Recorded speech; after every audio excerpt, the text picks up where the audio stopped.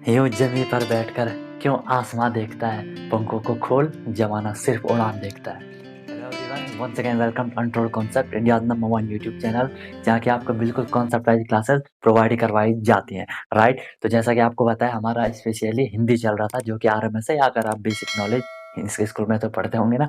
Right, तो mainly आपका RMS के लिए चल रहा था। राइट, उसमें आपको पता है 20 क्वेश्चन हिंदी के आते हैं। ठीक है, तो प्रॉपर हम कॉन्सेप्ट वाइज हिंदी को पढ़ रहे हैं बिल्कुल बेहतरीन तरीके से। कोई भी डाउट, कोई भी सजेशन, कोई भी अगर आपका सुझाव होगा तो आप बता सकते हो। राइट, और वीडियो को सबसे पहले लाइक और शेयर कर दो। अगर अभी तक सब्सक्राइब नहीं कर तो एक बार कर सकते हो, ताकि आपको नोटिफिकेशन मिलती रहती है।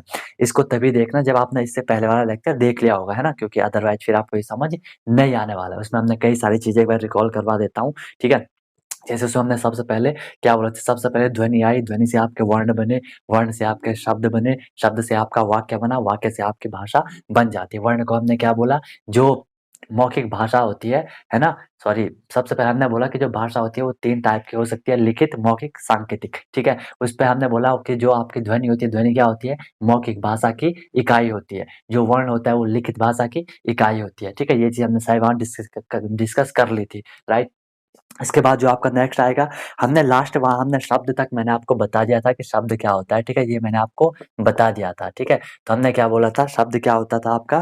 ठीक है, कि जो वर्ण होते थे उनको जब हम उनका एक सार्थक रूप बना लेते थे तो उसे हम क्या कह देते थे, आपका शब्द बना, मतलब उन्हें हम शब्द कह देते थे। राइट, कोई भी आपने वर्ण थे ना, जो भी आपके अक्षर थे, वर्ण अक्षर एक ही बात है, उसको मैंने जैसे आपको बताया था, अगर मैंने ये लिखा आपका क प ल क कपलक, तो ये कोई भी वर्ड नहीं बन रहा है ना, इससे कुछ सेंस, कोई सार्थक रूप इसका नहीं आ रहा। सार्थक मतलब मीनिंगफुल नहीं हो पा रहा। ठीक है, और अगर मैं इसके अगेंस्ट आपको यहाँ पे लिखता हूँ क मौला, तो ये आपका क्या हो जाएगा, ये आपका प्रॉपर वर्ड बना, इसकी कुछ मीनिंग आ रही है ना। तो जो मीनिंगफुल होंगे उन्हीं को हम क्या कहते हैं, आपके सार्थक रूप कहते हैं। ठीक है, तो शब्द अब यहाँ पे आपके 2 टाइप के होंगे।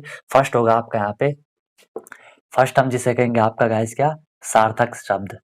ध्यान से समझना है इसको, सार्थक शब्द। और जो सेकंड होगा आपका, वो क्या होगा आपका, निरर्थक शब्द। निरर्थक शब्द। ठीक है, इसको लिखते जाओ, नोट्स बनाते जाओ। राइट, नहीं तो दिक्कत नहीं आएगी, नहीं तो दिक्कत आएगी आगे। ठीक है, नोट्स बनाना बहुत जरूरी है, रिवाइज क्या करोगे फिर। तो शब्द 2 टाइप के, सार्थक, सार्थक मतलब मीनिंगफुल वर्ड, और निरर्थक मतलब नॉन मीनिंगफुल, जिसकी कोई मीनिंग न आ रही हो। ठीक है, तो आप यहाँ पे नोट कर सकते हो जो आपका सार्थक शब्द होगा। ठीक है, इस वे शब्द जिनका कोई अर्थ हो। ठीक है, जिनका क्या होता है, अर्थ होता है, उन्हें हम क्या कहते हैं, आपका सार्थक शब्द कहते हैं। ठीक है, ये यो बन गया। और निरर्थक क्या होगा आपका, जिनका अर्थ ना हो, जिनका अर्थ न हो, उन्हें हम क्या कहते हैं, आपका निरर्थक कहते हैं। नाम से ही पता चल रहा है, बेसिक अगर आपने हिंदी का नॉलेज लिया होगा तो। ठीक है, तो ये अच्छा, आप लोग इन्फॉर्मेशन के टीचमेंट पे के बैच चल रहा है, जहाँ की प्रॉपर क्लास होती है, प्रॉपर टेस्ट फेस्ट होते हैं, डेली क्लास, डेली वहाँ पे क्वेश्चन वगैरह आपके होते रहते हैं, कंप्लीट प्रिपरेशन होती है। ठीक है, तो उसके लिए भी आप कनेक्ट हो सकते हो, नंबर आपको डिस्क्रिप्शन में मिल जाएगा। राइट, बाकी यहाँ तो चल ही रहा है ये। ठीक है, तो यहाँ तक आपको ये चीज क्लियर हो चुकी होगी। इसके बाद अगर हम यहाँ पे नेक्स्ट देखें कि शब्द हमने बना लिया, अब हम जाएंगे किस पे, आपके वाक्य पे। ध्यान से समझना इसको। हाँ, देखो, सबसे पहले हमने बोला कि ध्वनि आई, एक बार रिकॉल करवा देता हूँ। ठीक है, ध्वनि के बाद आपके क्या आए, वर्ण आए, वर्ण के बाद आपके क्या आए गाइस, शब्द आए, शब्द के बाद आपके क्या आए, वाक्य आए। अब वाक्य पे जाना, और वाक्य से क्या बन जाएगी, आगे भाषा बन जाएगी। ठीक है, तो देखो वाक्य क्या होता है, जो भी हमने शब्द लिखे उनको, अब शब्द तो कई सारे हो सकते हैं, शब्द अब ऑब्वियस सी बात है, सार्थक शब्द कई सारे होंगे। अब हमें उनका एक वाक्य बनाना है, तो वाक्य बनाने के लिए हम क्या करेंगे, उन्हें एक प्रॉपर सीक्वेंस में अरेंज करेंगे। जैसे आपने इंग्लिश में जंबल वर्ड शायद पढ़े होंगे, है ना। तो यहाँ पे हम इसे, अगर वाक्य की आपको डेफिनेशन चाहिए तो हम इसे क्या कहेंगे, सार्थक, सार्थक शब्दों के व्यवस्थित क्रम को वाक्य कहते हैं। व्यवस्थित, व्यवस्थित मतलब एक प्रॉपर ऑर्डर में है वो, उसका जो अरेंजमेंट है। ठीक है, सार्थक शब्दों के व्यवस्थित क्रम को आप क्या कहते हो, सार्थक शब्दों के व्यवस्थित क्रम को हम क्या कहते हैं, वाक्य कहते हैं, वाक्य कहते हैं। ये चीज आपको यहाँ से क्लियर हो चुकी होगी। ठीक है, सार्थक शब्दों के व्यवस्थित क्रम को आप क्या कहते हो, वाक्य कहते हो। अब अगर मैं आपको इसका यहाँ पे एक एग्जांपल बताऊं, देखो ध्यान से, मैंने एक बार बोला आपको कि मैंने बोला राहुल, ठीक है, राहुल खाना खाता है। एक वर्ड मैंने अरेंज करके ये वाक्य लिखा, शब्दों को अरेंज करके मैंने यहाँ पे ये कह के वाक्य लिखे। व्यवस्थित क्रम मतलब सीक्वेंस, व्यवस्थित मतलब उसका प्रॉपर अरेंजमेंट, जो ऑर्डर है वो प्रॉपर सीक्वेंस में होना चाहिए, ठीक है। और एक एक मैंने यहाँ पे लिखा, राहुल है खाना खाता। अब ध्यान से देखना इसको, वर्ड सेम है ना। अब राहुल खाना खाता है, यहाँ पे आपको क्या दिख रहा है, जो राहुल वर्ड है उसके भी कुछ ना कुछ वो भी एक सार्थक शब्द है, कुछ ना कुछ मीनिंग उसकी आ रही है। अगर आप खाना देखोगे मीनिंग है, खाता देखोगे मीनिंग है देखोगे मीनिंग है, मतलब ये सारे आपके सार्थक शब्द है। अब हमने इनको जब इनको प्रॉपर हमने अरेंज करा, यहाँ पे इनका हम व्यवस्थित क्रम में लगाना चाह रहे हैं, तो ये वाला क्रम हमें मिला जिसका कि पूरा प्रॉपर सेंस आ रहा है, तो इसलिए हमने इसको वाक्य कहा। ये आपका वाक्य नहीं होगा, क्यों नहीं होगा, क्योंकि इसमें क्या है, राहुल है खाना खाता, तो ये प्रॉपर अरेंजमेंट, इसका व्यवस्थित क्रम नहीं बन पा रहा है। क्या नहीं बन पा रहा है, व्यवस्थित क्रम होना चाहिए, ठीक है। इसलिए ये आपका नहीं होगा, ये वाला आपका सही है, तो इसी को हम क्या कहेंगे, आपका वाक्य कहेंगे, ठीक है। अब हमारे माइंड में तो कई सारे वाक्य होंगे ना, ऑब्वियस सी बात है सर, हम पे तो बहुत सारे शब्द हैं हमारे माइंड में, बहुत सारे वाक्य हैं, कई सारे थॉट हैं हमारे माइंड में, ठीक है। अब हमें उन थॉट को क्या करना है, अब हमें उन थॉट को दूसरों तक पहुंचाना है। अभी मेरे माइंड में बहुत ज्यादा थॉट है ना, अब मुझे इस थॉट को आप तक पहुंचाना है, इन विचारों को आप तक एक्सप्रेस करना है, अभिव्यक्त करना है, इसे हम क्या कहेंगे, भाषा कहेंगे। तो आपके वाक्य से क्या बन गए, आप भाषा बन के, कोई भी लैंग्वेज आपके यहाँ से फॉर्म हो जाएगी, ठीक है। सिंपल आप लिख सकते हो, जो आपके थॉट होते हैं, विचारों की अभिव्यक्ति, अभिव्यक्ति मतलब उसे व्यक्त करना, ठीक है। विचारों की अभिव्यक्ति, उसे एक्सप्रेस करना, तो उसे हम क्या कहेंगे, भाषा कहते हैं। विचारों की अभिव्यक्ति को भाषा कहते हैं। क्लियर है, तो पूरी हमने यहाँ से लैंग्वेज तक सीख लिया, पढ़ लिया, बेसिक इंट्रो हमने यहाँ तक देख लिया। होप आपको यहाँ तक चीज बिल्कुल क्लियर होगी, जिसने वो नहीं देखा एक बार देख लेना, ठीक है, तभी आपको क्लियर होगी। और रेगुलर होना गाइज बहुत जरूरी है ना। स्टार्टिंग में तो हमें होता है कि हम कर लेंगे, हम कर लेंगे, लेकिन जैसे दिन बीतते जाते हैं इंटरेस्ट खत्म होता जाता है, क्योंकि आगे चीजें थोड़ी टफ होने लग जाती है ना। कंसिस्टेंसी होनी बहुत जरूरी है। बोला था ना कि शुरू तो कई सारे करते हैं, लेकिन खत्म करने का दम कुछ लोग ही रखते हैं, ठीक है। मैंने बोला था ना कि beginners are many but finishers are few, है ना। शुरू करने का, शुरू तो हर कोई कर लेता है, कई लोग शुरू कर लेते हैं, कई लोग तो शुरू ही नहीं करते हैं ना, लेकिन बहुत लोग शुरू तो कर देते हैं, लेकिन उसे खत्म करने का दम कुछ लोग ही रखते हैं, राइट। तो आपको भी उन लोगों की कैटेगरी में आना है, राइट। इसके बाद देखो गाइज, अब मैं यहाँ पे आपको एक दो कुछ इंपॉर्टेंट चीज बता रहा हूँ, ठीक है। जैसे अगर आपसे क्वेश्चन आता है, अगर आपसे क्वेश्चन आता है कि भाषा की सबसे छोटी इकाई, ये क्वेश्चन आता है आपसे, ठीक है, भाषा की सबसे छोटी इकाई। अब तो आपने बोल दिया होगा, क्योंकि आपने पहला लेक्चर देख चुके हो, ठीक है। यहाँ से आपको क्लियर हो चुका है कि क्या होगा, बताओ जल्दी। भाषा की सबसे छोटी मतलब किससे बन रही है, सिंपल सी बात है, सब वर्ण से बन रही है। सबसे पहले भले ध्वनि है, लेकिन ध्वनि तो वो मौखिक है ना, उसे तो हम ऐसे बोल रहे हैं, ठीक है। प्रॉपर भाषा कब बनेगी, जब आपके पास वर्ण आएंगे, राइट। तो भाषा की सबसे छोटी इकाई आपका वर्ण हो जाएगा। नेक्स्ट अगर मैं आपसे यहाँ पे बोलूँ, एक क्वेश्चन ये भी आ सकता है आपके पास कि अर्थ के आधार पर, अर्थ के आधार पर भाषा की सबसे छोटी इकाई, ये ऊपर वाला, अर्थ के आधार पर भाषा की सबसे छोटी इकाई। अब बोलो अर्थ के आधार पे, कि उसका कुछ ना कुछ अर्थ निकलना चाहिए। वर्ण का कोई अर्थ है, मैंने क लिखा था, क का भी कुछ अर्थ आ रहा है, नहीं आ रहा है। अब मैंने यहाँ पे लिखा कल, तो इसका कोई अर्थ आ रहा है, बताओ जल्दी, इसका कोई अर्थ आ रहा है, यस सर, कल का अर्थ आ रहा है। मतलब जो अर्थ के आधार पर भाषा की सबसे छोटी इकाई, वो आपकी क्या हो जाएगी गाइस, वो आपकी शब्द हो जाएगी, वर्ण हो जाएगी। यहाँ तक आपको बात क्लियर है। अगर क्वेश्चन इस तरह से आता है कि भाषा की, जो भी लैंग्वेज है आपकी, भाषा की पूर्णतः इकाई, मतलब पूर्ण इकाई कौन सी है उसकी, कोई भी लैंग्वेज है उसकी एक ऐसी, मतलब जो कि प्रॉपर है, एक पुट जो कंप्लीट उसका सेंस दे रहा है, वो कौन देता है, yes you are right, very good, वो कौन देता है, आपका सेंटेंस देता है, वाक्य देता है। जो वाक्य होता है ना, जब कोई वाक्य है तो वो प्रॉपर भाषा ही बन गई ना। अभी मैं आपसे बोल रहा हूँ, जो भी मैं ये बोल रहा हूँ सारे सेंटेंसेस हैं, ठीक है, तो वो इसकी पूर्णतः इकाई हो जाएगी, कंप्लीट इकाई यहाँ पे इसकी हो जाएगी, राइट। और आपको पता है कि हिंदी सबसे टेक्निकल है ना, जितनी भी जितनी भी लैंग्वेज होती है उन सब में आपकी सबसे टेक्निकल लैंग्वेज कौन सी है, हिंदी सबसे टेक्निकल लैंग्वेज आपकी है।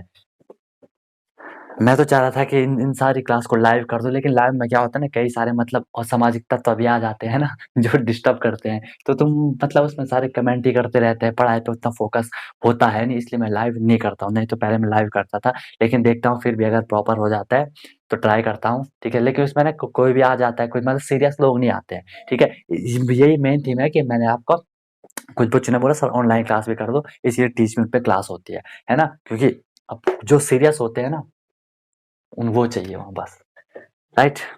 चलो तो यहाँ तक आपको चीज़ क्लियर होगी। अब हम बात करते हैं सर कि वर्ण क्या होता है, ठीक है, ध्यान से। अब हम स्टार्टिंग करेंगे, अब है आपकी स्टार्टिंग, ठीक है। अभी तो हमने बेसिक इंट्रो लिया, अब हम बात कर रहे हैं कि सर वर्ण क्या होता है। बोलो, वर्ण को आप अक्षर भी कह सकते हो, ठीक है, वर्ण को आप अक्षर भी कह सकते हो, दोनों का सेंस एक ही है। लेकिन जब आप आगे थोड़ी हाई लेवल पे अगर कभी पढ़ोगे हिंदी तो दोनों अलग हो जाएंगे। तो अक्षर को बोलते हैं जो सांस के एक ही झटके में निकले। अब आपका डाउट होगा कि सर कोई भी हम बोल रहे हैं, वैसे तो हम एक ही बार के एक ही सांस के झटके में बोल देते हैं, लेकिन इस पे बहुत ज़्यादा डीप होता है, बहुत कंट्रोवर्सी टाइप का है ये, ठीक है। इसे आप अपने लेवल पे ये बोलना वर्ण और अक्षर एक ही है।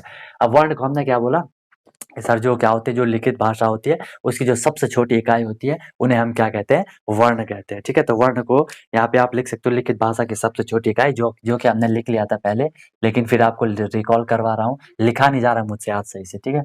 लिखित, फिर भी ट्राई करता हूँ, भाषा की सबसे छोटी इकाई को हम क्या कहते थे, वर्ण कहते थे। हाँ सर बिल्कुल क्लियर है, सबसे छोटी इकाई, इसे हम क्या कहते थे, आपका वर्ण कहते थे। इसमें तो आपको कोई भी दिक्कत नहीं थी, ठीक है। यहाँ हमने इसमें एक चीज और लिखा था, जिसे तोड़ा न जा सके, जिसका विखंडन न हो, ऐसा लिखा था ना, जिसे तोड़ा न जा सके, या जिसका विखंडन न हो, जिसका खंडन न हो, जिसे हम तोड़ ना सके, उसे हम क्या कहते थे, वर्ण। अब वर्ण आपको पता है कि सर दो टाइप के होंगे, एक तो होता है हमारा स्वर, एक होता है हमारा व्यंजन, vowels and consonant, right. First हम पढ़ेंगे गाइस यहाँ से आपका स्वर, कि सर स्वर क्या होते हैं।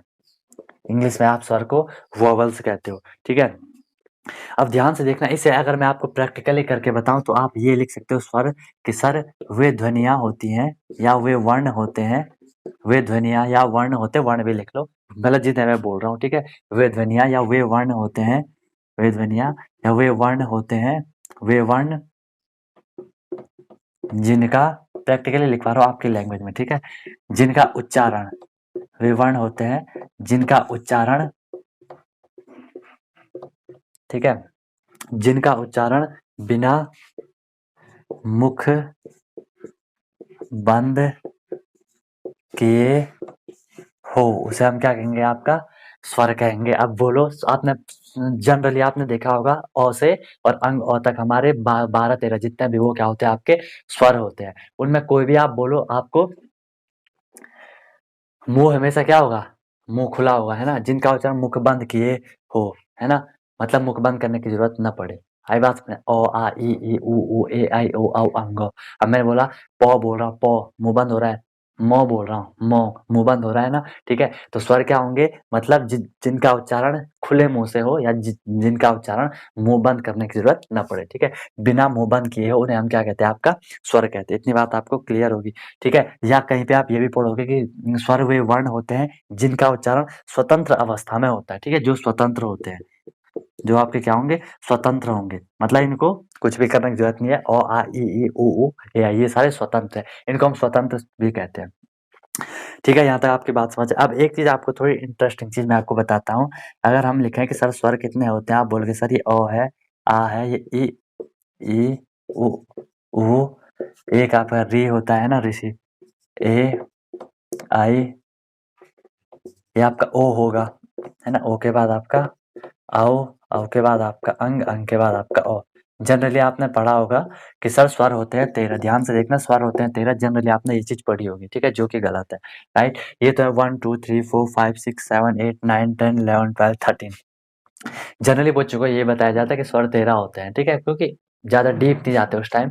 लेकिन अगर हम टेक्निकली देखें ना, तो स्वर होते हैं आपके 1 2 3 4 5 6 7 8 9 10 11। अगर कभी आपसे पूछा है स्वर कितने होते हैं, तो वहां पे 11 ऑप्शन होगा, तो 11 को आपको टिक कर देना है, 13 को नहीं करना है, क्योंकि ये दोनों स्वर में नहीं आते हैं। इनको अभी बताता हूँ, इनको हम अयोगवाह कहते हैं, इनको हम स्वर नहीं, इनको हम अयोगवाह कहते हैं, इनको मैं अलग से बताता हूँ, ठीक है। तो याद रखना, स्वर होंगे अभी आपके कितने, 11 स्वर होंगे, 13 नहीं होंगे। या अगर आप और डीप जाओगे ना, और डीप जाओगे, तो इस ऋषि को भी बाद में हटा लिया जाता है, ठीक है, तो फिर बोलते हैं कि स्वर के 10 होते हैं, लेकिन इसे मत जाओ, आप इसे रखे रखो, आप 11 ही करना, आप 11 ही करना, ठीक है, कोई दिक्कत नहीं है, इस पे मत जाओ, ये ऐसे बता रहा हूँ कि कभी और आगे जाओगे तो, ठीक है। यहाँ तक आपको क्लियर हो चुकी है बात, ठीक है। या आप स्वर की एक और डेफिनेशन भी पढ़ सकते हो कि स्वर वे वर्ण होते हैं जिनका उच्चारण बिना वाग यंत्रों के टकराहट से होता है। मतलब वाग यंत्र मतलब हमारे वाग यंत्र क्या है? जीभ है। जो जीभ है ना वही सब कुछ बोलती है ना, उसी की वजह से मतलब बोल पाते हैं। तो मतलब जब हम स्वर को बोलते हैं ना तो जो जीभ होती है वो कहीं भी उसकी टकराहट नहीं होती। अ आ ई उ ऊ बोल के दिखाओ, कहीं भी उसकी टकराहट नहीं होती है। राइट।